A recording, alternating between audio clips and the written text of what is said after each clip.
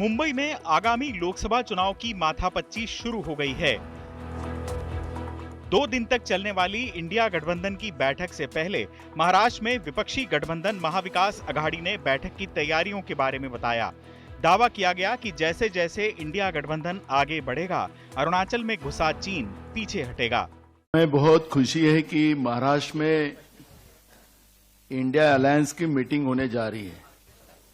उसकी तैयारियां पास पूरी हो चुकी है।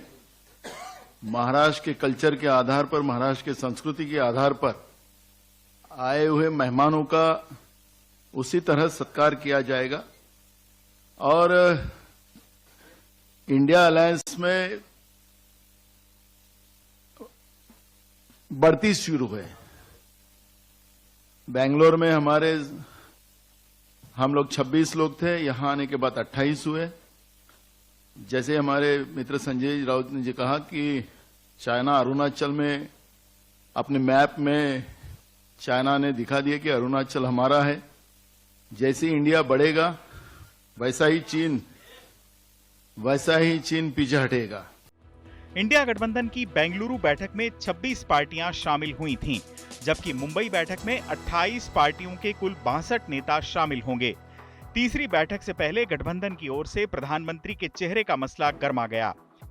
आम आदमी पार्टी नेता प्रियंका कक्कड़ ने कहा कि वो चाहती हैं कि केजरीवाल प्रधानमंत्री का चेहरा बने, तो वहीं एसपी नेता जूही सिंह ने कहा कि अखिलेश को होना चाहिए। फिर क्या था, प्रियंका चतुर्वेदी ने लगे हाथ उद्धव ठाकरे का नाम आगे बढ़ाया, तो जेडीयू नेता सुनील कुमार ने कहा कि नीतीश कुमार में तमाम योग्यताएं हैं। आखिर बाद में आम आदमी पार्टी ने मामले को शांत करने की कोशिश की।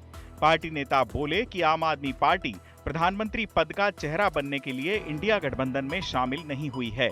आम आदमी पार्टी बिल्कुल भी इस अलायंस का हिस्सा इसलिए नहीं है कि किसी को प्रधानमंत्री बनना है, किसी को मंत्री बनना है। हम इस अलायंस का हिस्सा सिर्फ और सिर्फ हमारे देश को बचाने के लिए हैं, इंडिया को बचाने के लिए हैं। और मैं आधिकारिक तौर से आज आप सबके सामने कह रही हूं कि अरविंद केजरीवाल जी प्रधानमंत्री पद के दावेदार नहीं हैं। कांग्रेस की ओर से प्रधानमंत्री पद पर कोई बयान तो नहीं आया, लेकिन पार्टी का एक पोस्टर खासा चर्चा में रहा। इसमें राहुल गांधी को अगवा बताते हुए दूसरी पार्टियों के नेताओं को उनके पीछे दिखाया गया है। खास बात यह है कि इसमें अरविंद केजरीवाल कहीं नहीं हैं। यानी आप और कांग्रेस के बीच के तल्ख रिश्तों की झलक साफ तौर पर देखी जा सकती है। आइए नजर डालते हैं मुंबई बैठक के एजेंडे और इंडिया गठबंधन के सामने आने वाले तमाम सवालों पर। औपचारिक तौर पर इस बैठक की शुरुआत गुरुवार शाम होगी। बैठक के शुरुआती चरण के ठीक बाद तमाम नेता उद्धव ठाकरे की ओर से रखे गए डिनर में शामिल होंगे। अगले दिन यानी 1 सितंबर को सुबह 10:15 बजे फोटो सेशन के साथ बैठक दोबारा शुरू होगी। इसके फौरन बाद गठबंधन का लोगो जारी किया जाएगा। बैठक के बाद शाम तक प्रेस कॉन्फ्रेंस होगी। इंडिया गठबंधन की 11 सदस्यों वाली कोऑर्डिनेशन कमेटी के नेताओं के नामों का ऐलान होगा। माना जा रहा है कि गठबंधन का एक झंडा भी जारी किया जाएगा, जिसका इस्तेमाल विपक्षी दल अपनी रैलियों के दौरान करेंगे। हालांकि ये सभी पार्टियां अपने चुनाव चिन्ह पर ही लोकसभा चुनाव में उतरेंगी। इस बात के पूरे आसार हैं कि ये झंडा तिरंगे से मिलता जुलता हो। गठबंधन का सचिवालय भी बनेगा, जहां इलेक्शन मैनेजमेंट का काम होगा। साथ ही एक रिसर्च विंग बनाए जाने का प्रस्ताव भी है। गठबंधन से जुड़े मसलों पर बातचीत के लिए 5 से 10 प्रवक्ता तय किए जा सकते हैं। साथ ही सोशल मीडिया टीम का गठन भी होगा। साझा चुनाव प्रचार के लिए एक सब कमेटी बनाए जाने पर फैसला हो सकता है।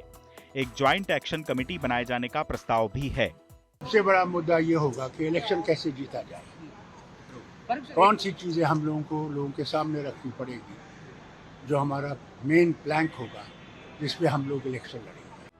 बैठक के प्रस्तावित एजेंडे में संयोजक का कोई जिक्र नहीं है, जो यह जाहिर करता है कि गठबंधन में लीडरशिप के मसले पर आम राय बनाना अभी बेहद मुश्किल है। यानी मुमकिन है फिलहाल इंडिया गठबंधन संयोजक पद का ऐलान न करे। साथ ही सीट शेयरिंग पर भी स्थिति पूरी तरह साफ नहीं होगी।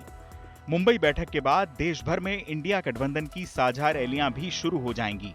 इन रैलियों में विपक्षी दलों के बड़े नेता शामिल होंगे और सरकार की नीतियों पर निशाना साधेंगे।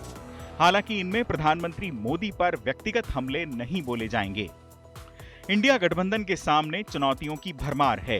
केवल विपक्षी दलों का गठजोड़ बना लेने से कहीं ज्यादा महत्वपूर्ण ज्यादा से ज्यादा सीटों पर साझा उम्मीदवार तय करना है।